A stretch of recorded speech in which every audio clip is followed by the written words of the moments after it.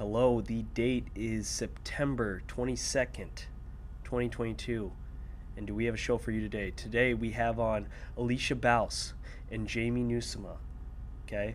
Both are department chairs at Washington, and both are considered by many students great teachers. When I talk to a lot of students around school, they always, both of these two, if they have had these two teachers, both are always in the conversation. So it was really fun. They're also self-proclaimed best friends. They both think that they're best friends with each other. So we dig into that. And then we dig into just Washington in general, and it's really fun. And then we finish with the Mount Rushmore of animated Disney movies and Pixar movies combined, okay? So, great show. It's about an hour long, so it's a long one.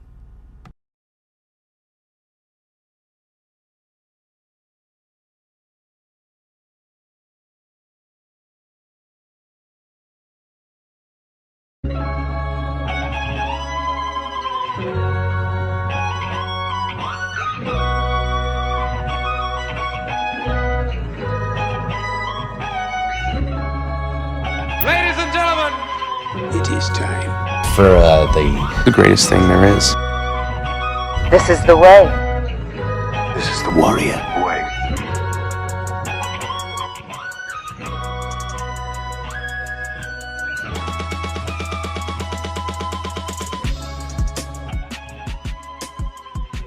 Why are students so worried to speak in front of classmates? Judgment, maybe? Yeah. Yeah, but it's like, do you remember what another kid said a week ago? No. No. But in psychology, there's actually a thing called like the spotlight effect. And we all think that everybody is Egocentrism. so much more focused on us than what they are. And let's Nobody be real. really is paying attention to us. I would rather talk in front of my students than a group of teachers, too. Like, it's different when it's your peers. Yeah, I do feel like if I'm talking in front of teachers at an in-service or something, it's a tougher crowd in the sense that I'm afraid that I don't have that knowledge and they do. They're experts. They're in it experts too. equally. Yes. Yeah. I have never had that problem. I've never been nervous to speak in front of people for some reason. Have you had to present in an in-service before? No. I would say that It's a that is a little little intimidating. more nerve-wracking. I'm not I will do it and I will Right, like right. it, and I don't have crippling fear about it, but it is more nerve-wracking than other stuff. Well, I feel like we already started, but let's introduce you guys. All right. Okay. Well, welcome to the Warrior Way podcast, episode 48. Today we have really special guests. I want you guys to introduce yourselves, and I want you to say what your job is at Washington. So this is where you go. Hey, we're not doing an icebreaker here. This is just you go, okay? All right. Well, my name is Nieuwsma, and I am a social studies teacher. I'm the social studies department chair, and I am the senior class advisor as well. My main classes I teach are AP World History, but I've taught quite a few other classes too. And I'm Alysha Baus, and I am a FACS teacher. I mostly teach child development and fashion design. I've taught all of them, though, all the different FACS classes, and I'm also the Applied Arts Department chair. To the millions out there who don't understand what a department chair is, do one of you want to explain what the duties and what that means to be a department chair? So the big thing is scheduling. I think that that's the actual task that is defined for department chairs. So kind of deciding who teaches what, which periods they teach it, and trying to find the best fit for certain teachers on what topics they would be great at. For example, I decided technically that you, Will Hanneman, would be teaching government because I knew that you had a passion for it and you would be really good at it. So it's kind of my job to find that fit for teachers. And then also just an instructional leader in the classroom, an organizer for the department, ordering supplies, keeping the morale high, helping wherever you're needed and whenever you're needed. Anything to add on that? No, you summed that right up. Do you feel like you do all those same jobs? No. No? We have such a smaller department, and we're so compartmentalized. Like, we're just so there's only 3 tech ed teachers, and only tech ed can teach that, and same with FACS and JROTC and all those. So I don't have to try to figure out who's the best fit for as many of people and as wide a variety. But, and like we all have our own TPCs or offices and stuff. So it's not quite we just don't have as much of a department, like a big solid department, quite like they do. Before we get into you two, Baus, do you remember the first time we met? You and I? Yeah. I have my first memory of you. What was it? It was actually you as a high school kid playing basketball. I was the cheer coach at the time for Washington, and I remember you being a player. And Really? And I have to say, the thing that stuck out about you, you were like, I thought you did an amazing job of being like a rallier. Like you got your team, like when things were getting excited. For everyone who doesn't understand what a rallier is, that means the kid that doesn't play, but he cheers on the team. Yeah. Yeah. Yeah. Well, yeah. That is my first memory of you. Believe it or not, I was team captain. Oh, that's so awesome. it kind of makes sense. Yeah, absolutely. I can't believe you remember that. I do. You probably thought less. You probably didn't like me though at that point. I had no problem with you. Oh, okay, really? I mean, the rivalry between the other school, less than the school to the south is what we like to call it. Sure. Yeah. On this podcast. Yeah. Interesting. Yeah. Because the first time I met you is, I remember that it was my first day here with just the department chairs, and Jamie had her backpack on, and she went up to talk to you right away, and then she made us sit by you, and then I didn't realize what was going on, and then right away you guys started laughing with each other, and then I figured it out. I put 2 and 2 together. So that's the first time. Do you remember the first time we met? Jamie, Well, Nieuwsma. you student. Well, which one was first? Probably I had you at Augie. You had me at Augie. Yeah, I was his professor. Ooh. Yeah. Yep, I was his social studies methods professor at Augie. So yeah, that was the first time I met you. Yeah. So for those of you who don't know, we have a night class at Augie, and Nieuwsma was my professor. And one thing that was going on at the time is that the Twins were in the playoffs. And so all we asked was that the nights that the Twins were in the playoffs, that we would get out a little bit early so we could go watch the game. And she said no. And It's a solid teacher. that's what makes a solid teacher. And that was my first, and then after the class she said, that's your first lesson in teaching. Never let the kids leave early. No, that's not what happened. No, the first lesson in teaching is that despite what the students want and the fact that you probably also want to go watch the Twins game or do other things, we have a job to do. We have a job. We have a job to do. Have to educate and prepare We have a job. the future teachers. Okay, so now let's go to you two. Okay, self-proclaimed best friends in the school. Pretty much. How did you two meet?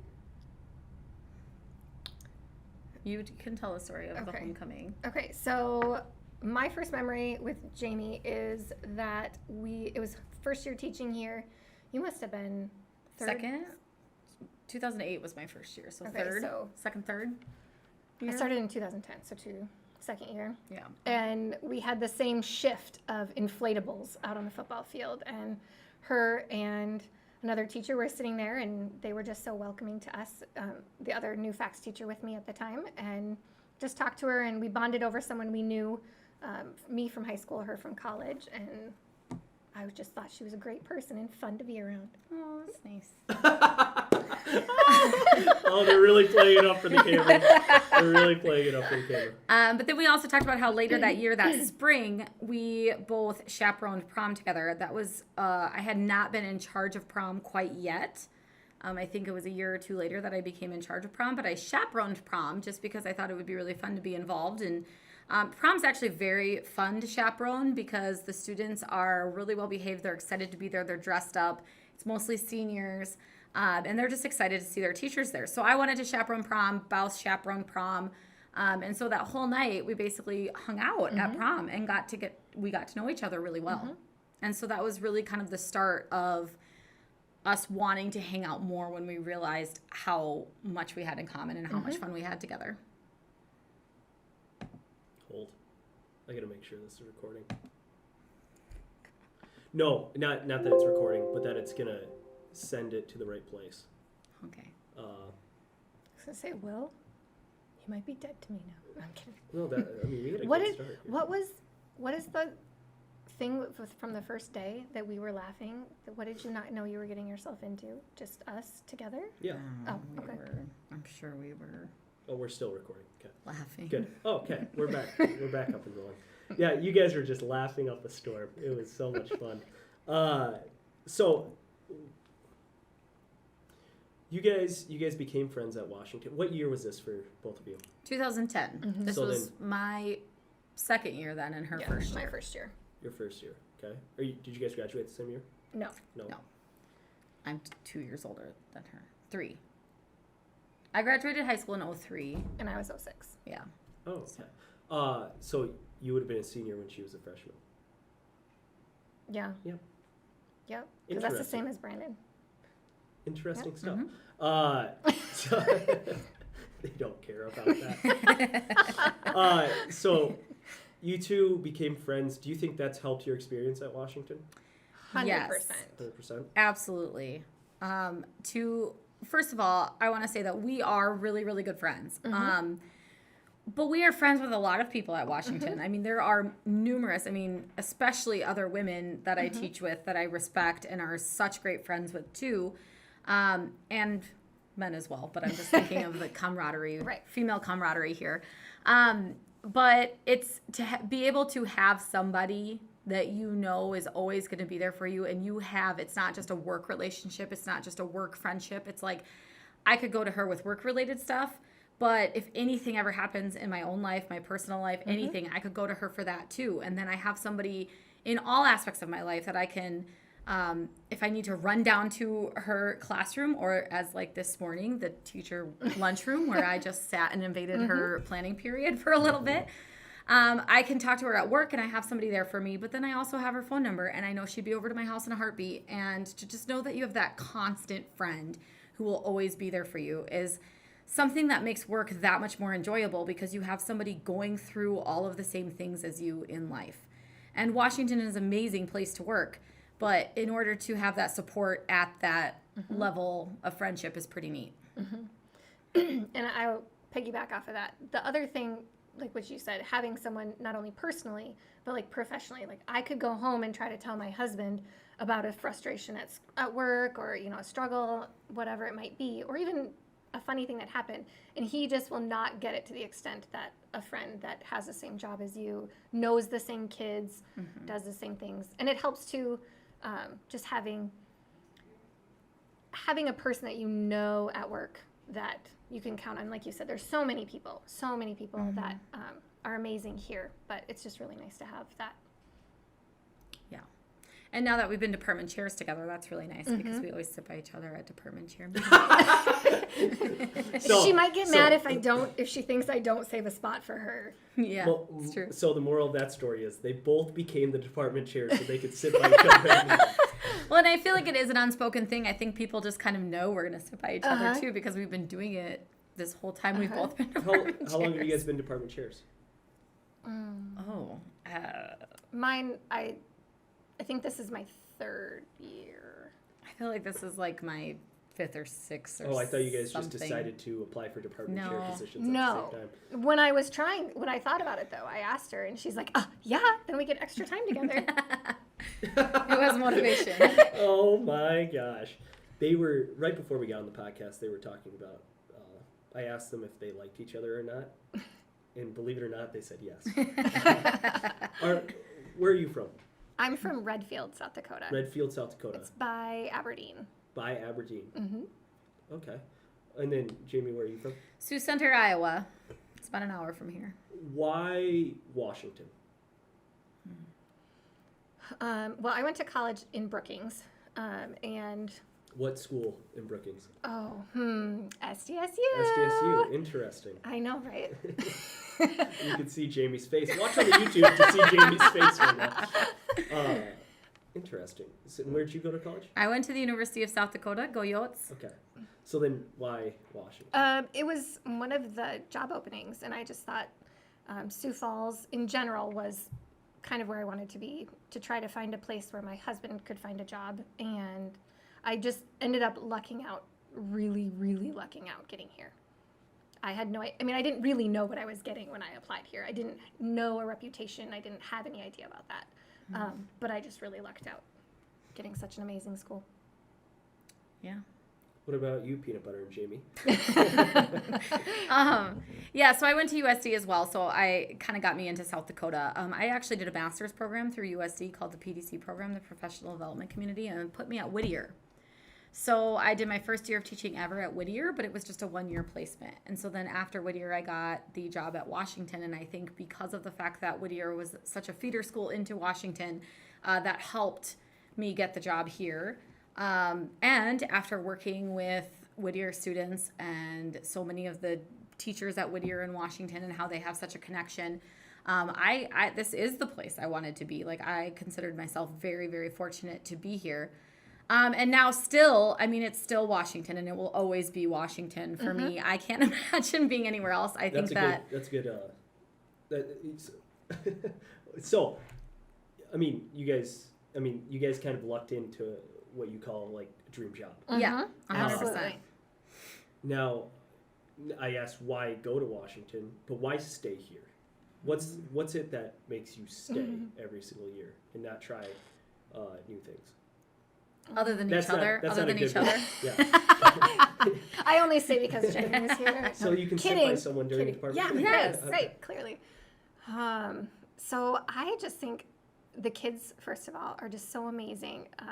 The things that kids, the students that we have, the things that they've lived through and the experiences that they can share with us, I think is amazing. I think the support from each other, the community itself, the traditions of Washington, honestly, like, I think it has the best teachers and the most dedicated people to trying to do what's best for kids. Yeah, I think I'm going to sound like, I'm very proudly going to sound like a walking Washington cliche here, but it's our circle of courage. And the fact that I see it in my students, I see it in the teachers, I see it everywhere. And I think that sense of belonging is the most important thing. And I feel like students cannot learn. Staff is not going to be happy. You're not going to have people staying in a position or in a teaching job or at a school for as long as they do here without that sense of belonging. And I think that it's just evident. And like she said, some of the best teachers. Obviously, the students are amazing as well, and they have such unique backgrounds and such different stories, and it opened up my whole world and made me a better person. And I feel like I have grown as a result of the students that we have here. I've just grown immensely. But then also the teachers, I cannot wait for my kids to come to Washington and have some of the teachers that I work with every day. I am in awe of what they do, and I just think they're amazing people and will do absolutely anything for my child and the children, the students that are here. And so I just think it's the best place. You talked about belonging, and I feel like you two feel like you belong at Washington, especially with those answers you just gave. And then also, I have a nickname for Jamie as the most popular teacher in school. Because she talks to everyone. And maybe you're the most popular teacher in E-Wing, and she's the most popular teacher in A-Wing. There you go. Because you guys are constantly talking about that. Here's a different question. Do you ever feel like you don't belong? Because for me, I mean, there's been many times where I kind of look around at my peers and I'm just like, all these people are, I kind of touched about this in the first podcast. All these people are so good at what they do. It's so amazing. I don't even know if I should be in the same league as them. And that's kind of the imposter syndrome. Do you guys ever feel like something like that? Or I absolutely do. 100%. Now, it's not that I don't feel like I belong, but sometimes I think that I'm doing so many great things in my classroom, and I'm like, all right, my students are getting it. I'm on a roll. Like, they're understanding it. This is great. I think I'm doing a good job. And then all of a sudden I'll see somebody else doing something amazing in their class, and I'm like, oh, I am not that great. I've never even thought about that strategy. Like, they are so much better at technology than me. They are so much more well-equipped in their content area. There's so much, and so I do get that imposter syndrome quite often. But Carrie Papke, I'm going to give her a shout out as an administrator because I've talked about this stuff with her multiple times, and she'll say like, oh, well, you should share this idea and you should share this idea. And I'm like, I'm not any better than any of these people. And she was like, yeah, we have a lot of really great teachers, but you are a good teacher too, and you need to stop having the mentality that you're not good enough, because then your ideas aren't shared and nobody's ideas are shared. If everybody has the mentality that what they're doing isn't enough, or that other people are better, so I'm just going to hide in a corner, then there's really good ideas that don't get shared. And there's really amazing teachers out there that I wish even shared more, because I'm sure we all feel that to an extent. And if everybody shared all the great things we're doing in our classrooms and the interactions that we're having with students, then this wouldn't, I mean, we would all have so many more tools in our toolbox, right? Mm-hmm. So Pappy really encouraged me to be like, no, talk about the good things you do in your classroom. And if somebody else also has a really great idea in their classroom and is doing something great, awesome. That doesn't mean you're bad. That just means you're all doing really great things. Mm-hmm. Sorry, I went off on that. Yeah, you did. That was good. No, Baus, you don't have anything to add? Not in terms of belonging. I mean, I think at the beginning you kind of try to find where you fit. Like when I started, I remember kind of sticking close to a few more than others, but the longer you're here, the more you know people, and just put yourself out there a little bit. It's so much easier you walk into a room at school and there should be somebody you can talk to. Yeah. And that knows even just something simple about your own life or your teaching or whatever. And I think in terms of what Jamie said, I think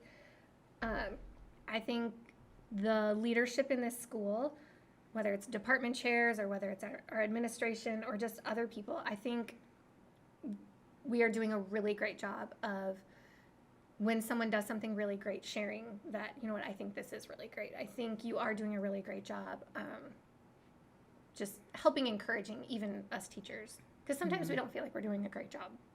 Mm-hmm. And like sometimes we don't. We make mistakes. That's true. And we do things wrong, but we have supportive colleagues and honestly really gracious students. Mm-hmm. Like there's a lot of times we're all messed up and they're like, it's fine, you know, like. Mm-hmm. And they'll encourage me, and I'm like, okay, I'm so sorry. And they're like, no, it's fine. We don't. Mm-hmm. It's okay. You're doing great.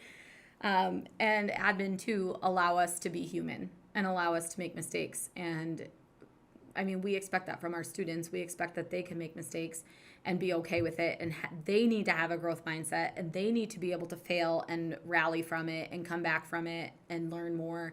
But, yeah, we don't allow ourselves to fail sometimes as teachers, and we need to allow ourselves to do that, too. And grow from it. Last year, I was trying to explain the difference between Republicans and Democrats to my class. And so I was going to have them read Milton Friedman on what it means to be conservative and FDR on what it means to be a liberal. Those were about 5 pages each. I lost the kids within the first sentence. And I remember that their brains just shut off, and I was just like, yeah, that day I freaking sucked at teaching. And I remember distinctly in our college class, like, you said some days you'll just suck, some days you'll flat out suck, okay? But and that's kind of the whole school too.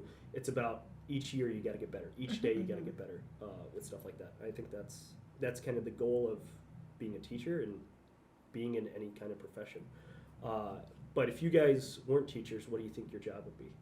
We have a plan. I forgot about that plan. Okay, so wait, actually, are you two actually friends? We are. Yes. Well, because I heard teachers don't do anything outside of school. So, like... We have parties in the lunchroom here. Oh, you Just do? us. Okay. Just us. on off school hours. Yeah, okay, yep, good. of course. No, we definitely hang out outside of school, and that's I think why our friendship, like I said, I'm friends with a lot of people in this school, but at the same time, that's what makes our friendship a little more unique, is that it really extends beyond work events. Right. I mean, she's been to all my children's birthday parties, Ditto. like family birthday parties. I know her parents, I know her siblings, I know and same with my family. They know her well, so. And our kids go to the same school. There's just a lot of overlap in our lives, and yeah, that's okay. Yeah. So we're friends. So let's get back to the question. What would you guys do? Okay. Well, we both really like Christmas and Love fall. Christmas. Oh, no. Like tomorrow's weather. It's going to be great. It's going to be amazing. Like, we're just waiting for today What's to be tomorrow's done. weather? Like 60s. Oh.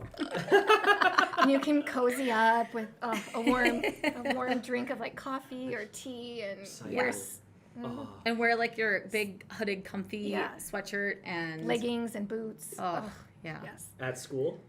No, like on our decks at home. On your decks, okay. So we would like to start a store that would be like Christmas themed, cozy themed. It would also be possibly like Party planning, event type, incorporating that in there as well. So mostly Christmas though. Mostly Christmas stores. So it'd be like the spirit of Halloween, except Christmas, and it'd just be a pop-up shop every single time Christmas came around. Well, we feel like there's enough people like us out there that would appreciate a year-round Christmas store. Yeah. Or at least like just seasonal stuff. Like it doesn't even like home decor, but more focused on seasons. Yes. Because I don't want to just be another furniture store. I want to have a Halloween section, possibly a fall section. Oh, so Party America. A Christmas, but like nicer, like not more homemade stuff. Now I would not make the homemade stuff. She would make the homemade stuff, and then I would get really excited about it and tell everybody about it to come to our store. You would be great at marketing. Yeah, marketing. I'll do the marketing. She'll do the making of all the stuff. Sure. What would the store be called? Ooh, we haven't talked about that. No, we haven't. Well, you know what? People have been asking me, when are you two going to get a podcast? And so, I mean, because you two are best friends have podcasts. Now, I came up with some podcast names for you guys. Now, first one would just be Bausma. Ooh, I like that. That could be good. That's a good last name. We could combine. Okay. Okay. You're not getting married yet. Okay. Well, I mean, no. Now, it's a good last name. Jamie, if it was just your podcast, it would be, does it smell like Nieuwsma in here? And then the other thing would be, what's Nieuwsma? And then the last thing would be, not much, how about you? Like, what's new? Yes, that's great. Thanks. Baus, for you, it'd be, it's about staying time. That's actually good. That is cute. How do you say your first name? Alysha or Alysha? Alysha. Alysha. Okay. Contrary to Dan Conrad, who convinced the entire Washington staff that it was Alysha. Oh. But it is and then he got Alysha. nervous and just called her Mama Baus. Yes. Yeah. No. For you, I decided also Alysha Slide. Like Cha-Cha. Oh. Alysha Slide. That would be probably a better one. That could work. That one's not as good as And then I just came up with the other one on the podcast, Peanut Butter and Jamie. Peanut Baus and Jamie. Ooh. That could be good. Yeah. Okay. We'll workshop those. And you guys aren't thinking about coming out with the podcast anytime soon, are you? We are not. No. No. We could just record our phone calls and then It could be Christmas themed. it could be Christmas theme. I could do a Christmas theme podcast. Or just like a cozy. What would you talk about on a Christmas themed podcast though? Well, we've talked a lot about themes and like certain homes need certain themes. Like if you live in a log cabin. I mean, it's a lot of nonsense, but it's really good. Christmas. Santa. Everyone admires Santa. Who do you guys admire? That was kind of my transition. Nice segue. Who's one person that you guys admire? Maybe multiple people. I know there's one person on your mind right now with the passing of Queen. Yeah, Oh, she was actually gonna say the Queen. Yeah, I'll say that.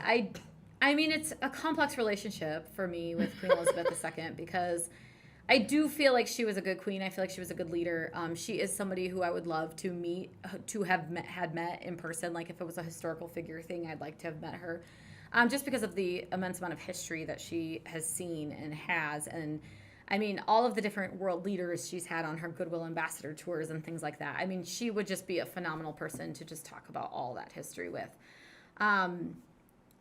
Yeah, whether I admire that she could be in the public eye for that long. I admire, but I don't know if there's some scandalous stuff, with the royal family, and I don't know if she always handled it so well, and I don't know if I agree with all of it. So I don't know if I can say that. Okay.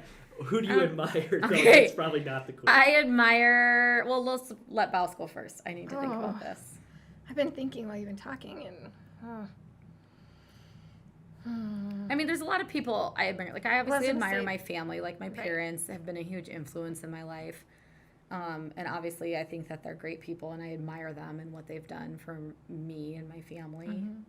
I was thinking, I mean, it's super cliche to say, but, like, my parents, because they inspired me to be a teacher. They both are teachers, and I saw the differences they made in all of their students' lives. But in addition, like my grandma, she is a huge influence in my life, and I don't know, she's still a part of my life and my kids' lives, and Yeah. How old's your grandma? 81. 81? Are you 81 like the or oldest 82. grandchild? No. My grandma's 97. My grandpa's Oh my 96. goodness. I mean, I'm on the upper, like the older end, but Yeah. And then you don't have anyone, Jamie. I have nobody. You don't. No, my grandparents have long been passed. My last grandma died when I was 9. So. That's kind of the same thing for me. Like my parents were both teachers, and you see kind of the extra mile they go, and then like it's that sense of public service, like giving back. I felt like for me, that's kind of what got me into teaching. Why'd you guys want to be a teacher? so my initial reason, not only, it's going to sound really bad. Summers off.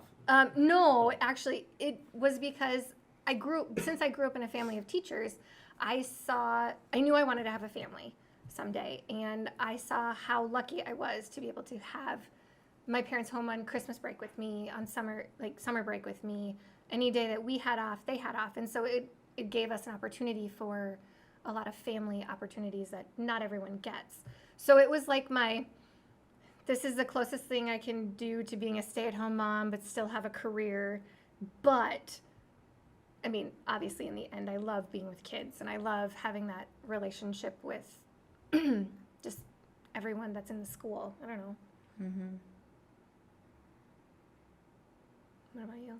Yeah, mine's very content-based. I loved social studies from an early age. I was I was the kind of girl in high school that we would learn about something in class, and I would, like, come back to the lunch table and be talking to my friends about, like, the women Air Force pilots in World War II, and they'd be like... Shout out Grace Romnick. Yeah. And I'd be, like, talking about it, and be like, oh, my gosh, did you guys know this happened? I didn't even know this happened, and this happened, and blah, blah, blah. And they're like... wow, that's great. Like, you really like this stuff. And so I noticed from an early age that I wasn't really like my other friends in the sense that I wanted to talk about history and learn more and just discuss it and, like, have conversations about it. And I also loved high school. I had a great time in high school. I was involved in a lot of activities. I had a really great experience. And I feel like it was meaningful to me, and I wanted to continue, honestly, to have that experience. I'm glad I get to celebrate homecoming every single year. I love it. I love homecoming. Dress-up days. Yes, dress-up days. Fun. See prom, help students celebrate their memories. It's really, really fun for me. Mm-hmm. Yeah, I like both of those answers. I think those are good answers. Well, thank you for... Thanks for reassuring us in our beliefs. Have you guys ever thought about giving up teaching?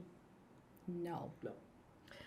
I did one time. You did one time? When I had to teach my afternoons for 1 year in middle school. That would have been the death of me. So I would come home legit crying. And, middle school was tough. You didn't like it was not my thing. So I knew that if I had to stick with even just a small part of my day in middle school, that I would leave teaching.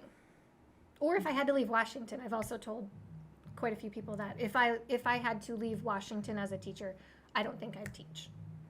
Yeah, it would be hard because I'm sure that we would like it other places, but at the same time, this is what I'm used to, and this is my home, and I just feel really deeply that Washington's a great place, and we do the absolute best we can for kids, and I just feel like it would be really hard for me to go somewhere else.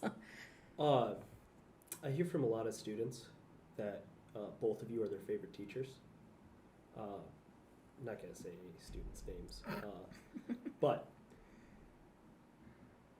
I think that's like really impressive considering the classes that you two teach, because like child development, it's not for everybody. It's not for everyone. It's not Right. for everyone. World history, it's not U.S. history to where students will have more of a connection with U.S. history, I would say. Yeah. And especially because like time is so vast in world history. So why do you think? Actually, let's do this. Why do you think the other person is considered such a great teacher? Ooh, that's a good I like question. that better. Yeah. Because I don't want you guys to toot your own horns. Well, and that's just, it's hard to know. Can I go first with Baus? Yeah. Okay. I know she's a great teacher. And one of the things about her is that I think one is her passion. She cares about what she's teaching.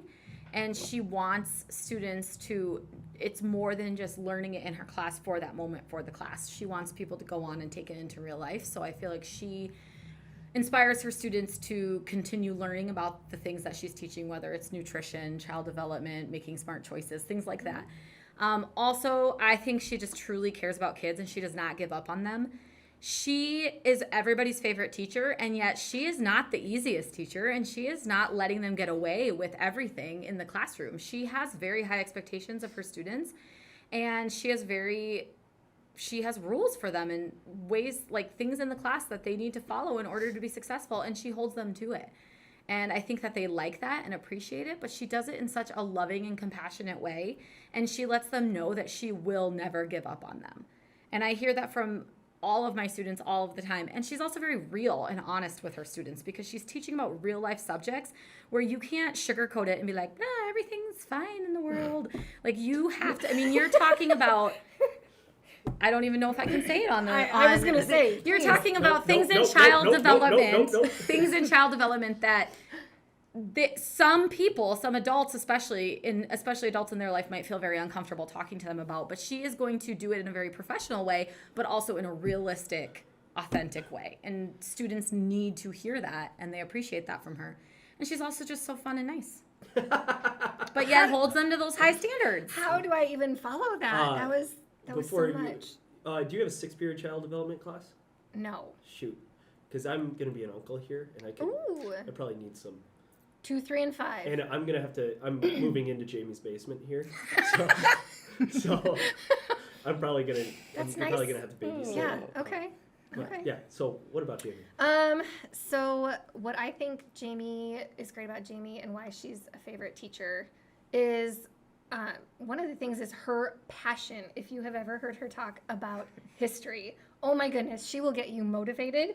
And I am social studies challenged. Very much. She will admit this too. Mm-hmm. I am, but she will get people excited about it, and even students who maybe struggle with things like that, she will get them excited. Kind of same thing in a different way. She is a realist. Like she's a little like blunt. Like she's going to call you on your stuff. She's going to make sure that you are doing what you need to, but in a very flexible. She's flexible for her kids, and she will accommodate them in any way she can to help them be successful, not just to let them get away with stuff, but, and she's fun. I know I have a neighbor girl who just shouts it out for her and just says that she made learning fun, which is amazing. And she does care about kids too, a lot. She gets really excited about them and talks about them too, so. Thank you. If there is ever a time to watch the YouTube, today is the day. Because it has been, they are so excited to sit by each other. What's your favorite aspect or characteristic about Washington in general? Or is there a favorite memory you've had at Washington? I remember one time when me and you were dancing after on the homecoming Friday. That was really fun for me. I feel like that's a daily occurrence for us in the hallway. I feel like if they ever check the videotapes, they literally just see us dancing in the hall. For me, it's the piece of belonging. I'm just going to go. Sorry. It's the piece of belonging. I think that students here feel, and what's so important about belonging is to know that it doesn't mean fitting in or conforming. It means that you feel safe to be your true, authentic self. And so I feel like students here know that they can be themselves. And even though I'm sure there's some extent of high school-ness that occurs, but I think that they feel they can be themselves and not feel judged and have friends. And if you're really, really into this, one thing, there's going to be another group of kids that are too, and you're never going to really truly feel alone here. And people who aren't into, let's say you're really into anime and then another group is really into football, those two groups don't see themselves as conflicting groups. It's like, hey, you do you, you be you. Like, this is Washington. It's made up of a whole bunch of different, unique, eclectic people that ultimately have different interests. And you can be your authentic self and like those interests without feeling like you're less than. And I think for teachers too, like teaching, we all have different unique styles and we all have different things. And I feel like we all view each other as really great teachers and respect each other for those different types of teaching styles. And I just feel like it's a place to feel safe and place to feel loved. As weird as that sounds, I feel loved here. I feel very loved here, staff and students. Right. And I know we've talked about this before, just based on our own high school experiences, that you know, we grew up in smaller towns, and how just different of an experience it is to be in a big school, that there is literally a place for everybody. If you want a place, you know, that everyone is willing to, you might not really, maybe you're not friends with the person next to you, but you respect them enough and you appreciate who they are and what makes them them, and that's okay. And when you were talking about that, I was thinking about, I had this new, in my fashion design class, I had this new girl join my class, and she was brand new to Washington, and like there were kids that just took her under their wing, and they were like, hi, do you like this? Me too. Oh my gosh, I love your hair. Okay, come sit with me. And now they're like the best of friends. And then like 3 days later, a new girl came in, brand new to Washington, brand new to South Dakota, and same thing. Hi, oh my gosh, you look great. Come sit by us. And they just have such a tight-knit little thing, and that happened in the first week of school. Just they found their place. Yeah, I like that. Especially because the Circle of Courage, I feel like, has really gained steam in the last, probably, since I've been learning about education.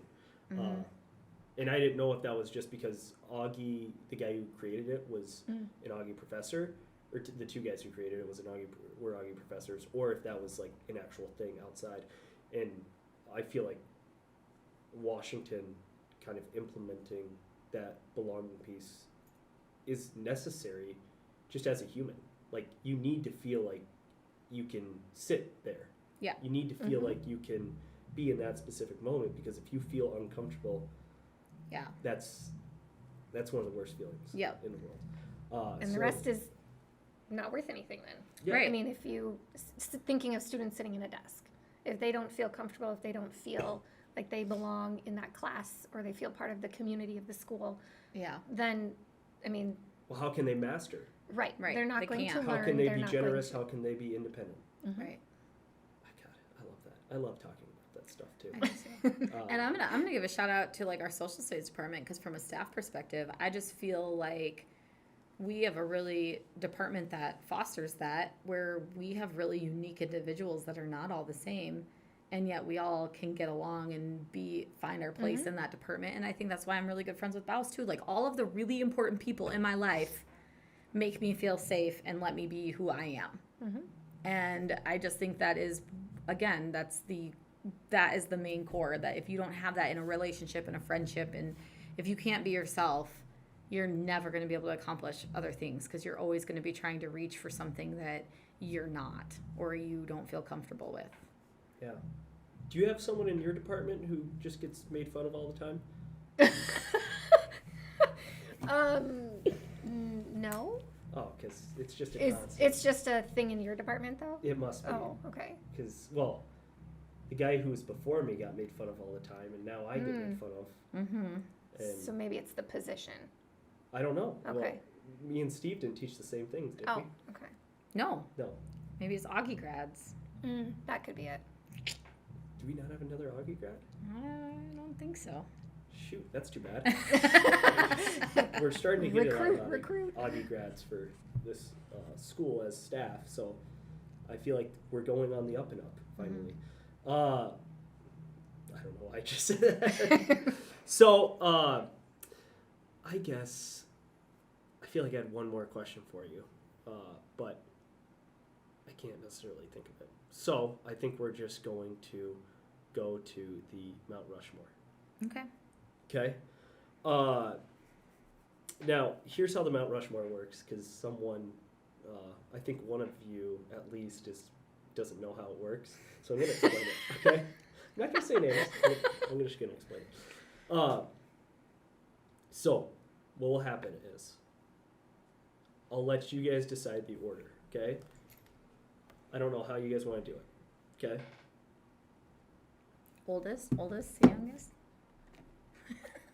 Actually, I have a number 1 through 3, okay? Okay.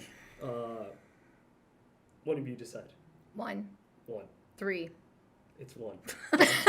So, What if it would have been 2? What? Yeah. Then I would have didn't even think about that.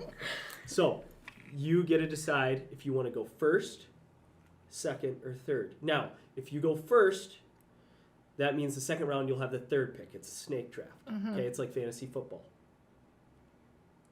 You play fantasy football. You don't really. No. Oh, I thought you would have been in Jamie's league. That would be fun. That would be but really fun. we do What have if you guys- separate lives in some things. What if you guys created a team together? I'm good. Baus them up. Baus them up. So you can pick first, second, or third. I'm going to go second. Second, okay? So you'll have the middle. You'll be in the middle. I'm for every well aware. Second. Well, I wanted to make sure the listeners knew that. Okay. Tough crowd. So that means you'd be in the middle. Oh, Alright. okay. And then, Jamie, you can decide, do you want first or third pick? I'll go first. You go first, okay? Yeah, because So that means I have one pick that I'm so passionate about that I want it so Okay, badly. I hope it's not the same one I'm passionate about. I'm sure it's not. All right. So, do you guys want to explain what the Mount Rushmore is? Yeah, so we are talking about the Mount Rushmore of Disney Pixar animated movies. Disney So- Pixar or Disney and just Disney Classic Animated? No, Disney Pixar. Oh, it's only Disney Pixar? You You're the literally one. said that. I You were the one- meant Disney and Pixar. Yeah. Okay, we'll go Disney Pixar. Yeah, no, it could be either one. Yeah. No, can it be like Just an animated movie. the It's movie? just- Like, could it be Aladdin 3? yeah. Yeah. Okay. So that's not Pixar. That's what I'm. Okay. Right. Yeah, Okay. no. So it could But be they're Disney. But they're a thing, like they're together. No, they're now, not right? together. So they're Okay. two different. Okay. Okay. Okay. Wow. But Disney animated movies and Pixar animated movies. Okay. Both are owned by Disney. Okay. All right, I'm going first. With first pick. Mulan. Why? Why Mulan? Saw that one coming. 100% Mulan, best Disney movie ever made. First of all, we have to talk about the fact that it is not just a princess sitting there waiting for a man to save her, right? I mean, she goes and, spoiler alert, saves all of China, risks her whole entire life for her country, so she's brave. She always feels, talk about belonging, right? In her culture, she did not get to belong. She did not feel a belonging because she felt like she couldn't be her true self. And so the movie really draws out the ability for her to come into her own and be her true self and feel a sense of belonging. So I really relate to that in the sense that she is an awesome, awesome woman, female character who tried hard to fit in, but ultimately knew that belonging and being your true self was more important. Also, the soundtrack is Okay, fantastic. I was waiting for that. I thought that would have been the first one. Soundtrack, fantastic soundtrack. Best songs. Eddie Murphy, great. Yep, great comedy. yeah. There's comedic humor. There's Mushu. everything. I Yep. Mushu is the It's best. It's great. Mulan. Okay, mine is Beauty and the Beast because she also didn't need that stupid man chasing after her, and she didn't need him to save her. And she is like the only one that talks about reading and being intelligent. And again, then she did find her man, and it was fine. And she didn't care about the way he looked, and he was just really loving and caring, and it was great. But also, she didn't need stupid Gaston, and she knew how to read. I do like the fact that she can read and is educated. I think Beauty and the Beast is one of the most classic stories of all time. And that, I love that, just that story about kind of going out there and, taming like the world, okay? Like going out there and taking yours in the world. I really like that about Belle in general. Okay. And Hugh Jackman. Yeah. You know, another thing I also really love, she was one of the first brunettes as a princess too. Like there were, I mean, Snow White was, but I mean, for the most part, they were all little blondes, and it was nice to have. Are you a brunette? Yes, I was. You were? Yes. Is this your natural hair color? No. Oh, it is now. Yes. It is now. Yes. It used to be brown naturally. Now it's gray naturally. Oh, I love it. Thanks. Embrace the gray. Yep. Now, this one I can't believe it didn't go, but because I'm just astonished. I'm gastonished. Okay, we'll keep going.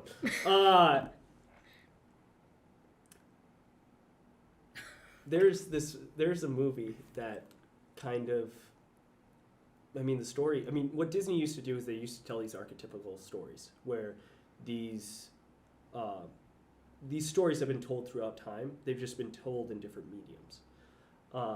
And this story it's their best work. And it came out in 1995, I think. Maybe 97. 96? I don't know. In the 90s. In the 90s, and it's The Lion King. Mm-hmm. The Lion King, running away from your past, but your past follows you. I really love that part of it. You can't just run away from it, but you can change your outlook on it, and you can change who you are. You can't change society, and you can't change what other people do, but you can change who you are, and you can make this a better place. I think that's the moral of the story, and that's why I love the Disney movie. Also, Sabina! I mean, you know that. I mean, that, great. James Earl Jones as Mufasa. You deliberately disobeyed me. That is one of the best lines of all time. And young Simba has probably the best voice I think I've ever heard. Jonathan Taylor Thomas. Yes. The voice of JTT. Yes. Yeah. Who Every was? Do you actually know who that is? Yes, he was in Home Improvement. Yes. Okay. Every roasted. Every woman our age definitely In knows love JTT. with I just saw something that he came back out, like he was seen for the first time in years. Oh, okay. Which was kind of cool. Okay. So there's that. Now I get my next pick. Ooh, they're nervous. They are shaking in their boots. Check the YouTube out for that. They're nervous. Oh. Just say your pick. This is why he gets made fun of. Mm-hmm. Okay. So she admits it. Happy. We have evidence. This movie is the classic for Pixar, Toy Story. Toy Story, just kind of being yourself. Mm-hmm. Like being yourself, it's okay. You don't stop looking for popularity, okay? Just be yourself and everything will turn out okay. And on top of that, the Woody and Buzz dynamic, it's the odd couple that we see throughout all of TV. And then the Sid. I thought he was really scary. He was really scary to me growing up. And now having students, I empathize with them. So, there's that. So. All right. Okay. I like Toy Story. Mm-hmm. All right. Okay. Me up next? Yep. Okay. I think Finding Nemo is another one. Ooh, very good. It's just, the dad's kind of scared and wants to protect his kid and, thinks he's doing what's best for Nemo, but the reality is Nemo needs to kind of, go on his own adventure, find his own self. And in the meantime, the dad realizes he can do it. And another thing that maybe most people don't think about, but I think it's a really great movie that relates to both boys and girls, like little boys and little girls, that it's not just like The Princess or, like Cars. My son loves Cars, like that movie. It's not just something like that. It relates to both boys and girls, and they can see themselves in it. Mm-hmm. My next pick is going to be Aladdin. First one. We thought she was definitely King of Thieves. Once again, we have a princess who is not going to just settle for being a quiet, as she says, a prize. She is not a prize to be won. She is going to be somebody who wants to be strong-willed and wants to do the best for her country and doesn't want to just marry some prince that she's not in love with or doesn't connect with. And so I just think she's a strong female lead. I think young women, especially young girls, need to have that influence in their lives and see women standing up for themselves and being these strong female characters. And then also, I think that Aladdin's story about he's the gem. What does it say? Diamond in the rough. He's the diamond in the rough. Like the Street rat. He was the one who, to open the cave and to get in there and not have the cave eat him, it had to be somebody pure of heart. It had to be a good person. And so all of these people who thought that they could get in there and get that, it only went to somebody who deserved it, to the diamond in the rough. And so I think that's a true test of character in general and how being a good person is more important than any riches or anything in the world. It's just being a good person. And the music is phenomenal. And And the genie is great. The genie is great. Oh, it's just great. I'm sorry. I have just really good choices. I get a question. You guys, this is genuine. Do you guys only see yourself in like female characters, or do you see them in male too? Because I feel like I never had I see myself in Mulan. I see myself in Belle. Mm-hmm. But you guys are picking more female centered. So I'm just wondering if there's like a psychology behind it. I only ever saw myself in the female roles. Okay. I guess I don't know. Yeah.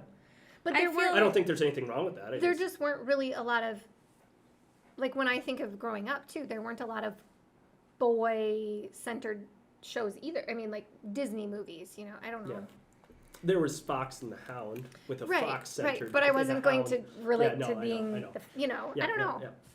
I just think that's interesting. I can see myself now, I think, as an adult, maybe in some male characters, and especially like throughout history, like talking about historical characters in my classes, I can really start to relate to some of them and the struggles they went through or what they were advocating for or whatever. But when I was younger, I would say it was very much because I would say it's very much I was focused more through the female lens. I think that's interesting. Yeah. Yeah. You're up. Your next one. Oh, I gotta go again. I didn't even think of that. I'm sorry. My next one, I am going to go with The Incredibles. I like the superhero aspect. I think superheroes are fun, but the fact that it's like a family just makes it a nice like family-centered film. It's funny. The kids are funny. I don't know. I just like the family. I like the family aspect of them being superheroes, and it brought superheroes into not just being this one lone person, but like a group of people coming together and working together as a family. Yeah. And the dynamic and relationship between kids and their parents too. And I don't know. It's just a good film. It's just funny, good film. Everybody loves The Incredibles. Edna Mode. Yes. Good. Now it's me. I think it's you. Yeah, your turn. Okay. I'm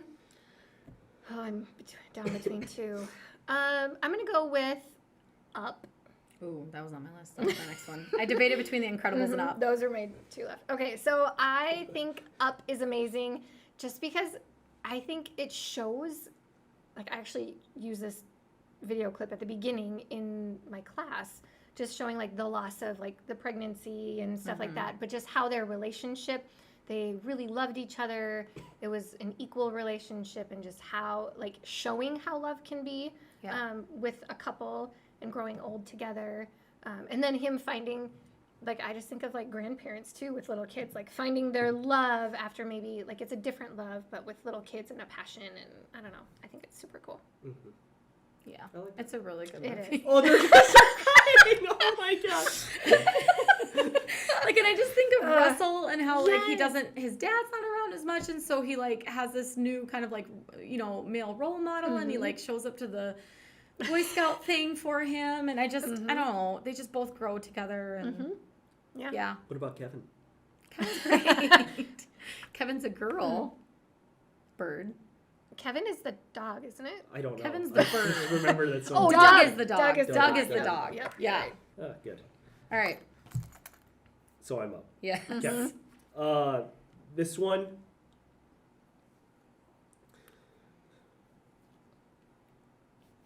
what we're scared of in life is so it takes control of us a lot of times. That's the question I was going to ask you. What do you guys fear? Maybe we'll get to that at the end. What we're scared of in life takes control, and changing your outlook on it, I think, is so key to how you view things. And that's why Monsters, Inc. is so awesome. Monsters Under the Bed? No, they're actually there for comedy. Mike Wazowski, one of the best characters ever written. Mike Wazowski can get me to laugh. Whether it's him running or his musical talent. Actually, a lot of people say I'm like Mike Wazowski. I don't think that's a compliment. No, Monsters, Inc. came out when I was younger, in elementary school, and I just thought it's a fantastic movie. Yeah, I love that one. That's on my list. That was on my list too. You know what? I don't want to go with 2 Toy Stories, so I'm going to go with the next one. Pocahontas 1. Okay? Pocahontas, I remember watching growing up, and I really like the environmentalism part of it, speaking to nature, and also Pocahontas not going with social norms, like being someone and doing stuff how it might not be the way that it's always done, but it's the best way to do it. And I really like that about Pocahontas. Okay. And I really like how historically accurate it is. Okay. All right. You brought it up, but I loved it growing up. But as a history teacher now, the inaccuracies are astounding, and I can't get on board. It's one of the only reasons I didn't choose it. I think Pocahontas as a character is really great, but I just the reality of what the events that occurred, I can't get on board with that anymore. There's nothing wrong with that. I know, I just feel bad. All right. Okay, my next one is Coco. That was on my list. I love that movie. Who would have thought that they had the same list?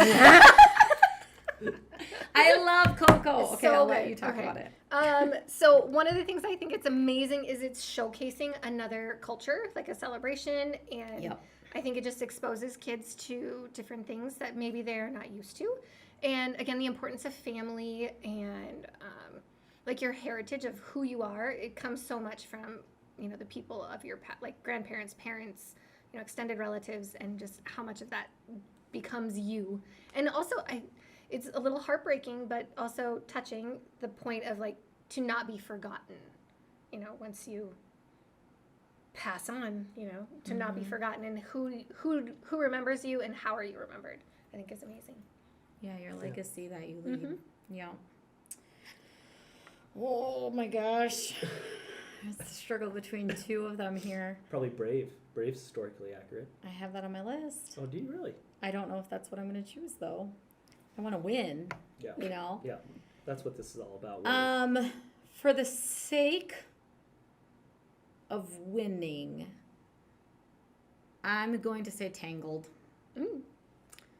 That's what you thought would win it? Yeah, I think people will vote for Tangled. It's a very beloved story. And I think what I love about Tangled is it's a more modern, it was a newer film that came out, right? So it's not like the classic Cinderella, Snow White, Sleeping Beauty.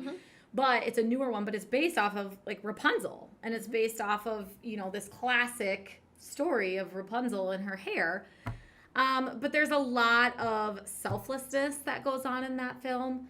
Between Flynn Rider and Rapunzel. And so I just feel like it's a really great story of trying to, again, find your identity, find out who you are, be yourself. She escaped hardships. Her Mother Gothel, was awful, like a total narcissistic, awful person, and kept her from living her life, but it didn't stop her. She was persistent. She never gave up. She went and found her dreams.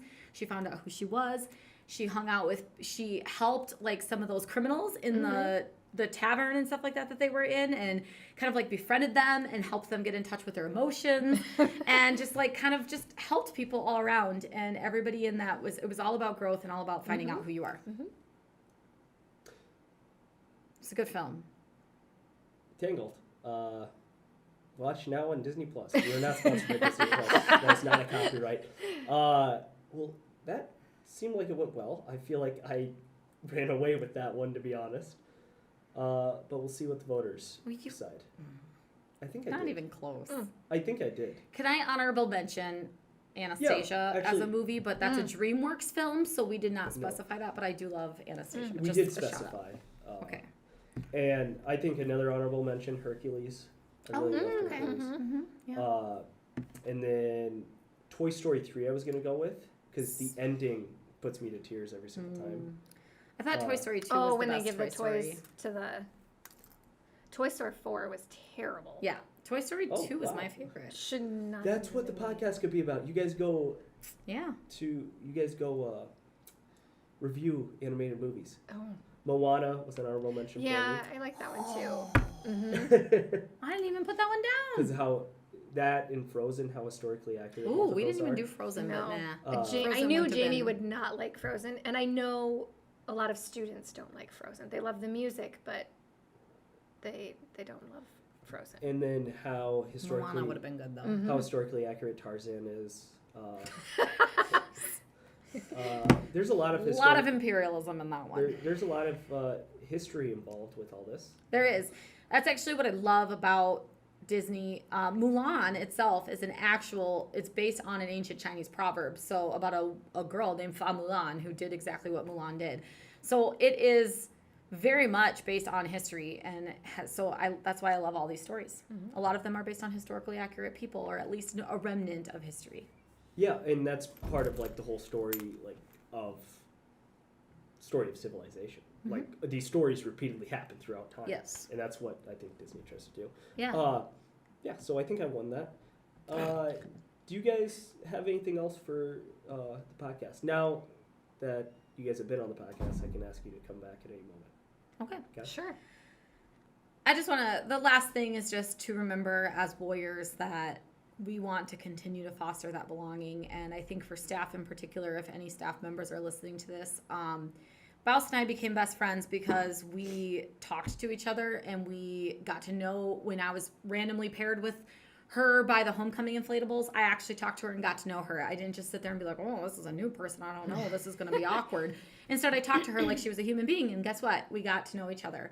Chaperoning prom, we put ourselves out there. We were new teachers. We didn't necessarily know people, but we were like, you know what? We don't have kids. We're young. Let's go do this. Let's chaperone prom. And it cultivated a lifelong friendship. And so by doing that, by putting yourself out there, you're going to foster that belonging for other people too. And you're going to find your people. Find your people. Well, yeah. Yeah.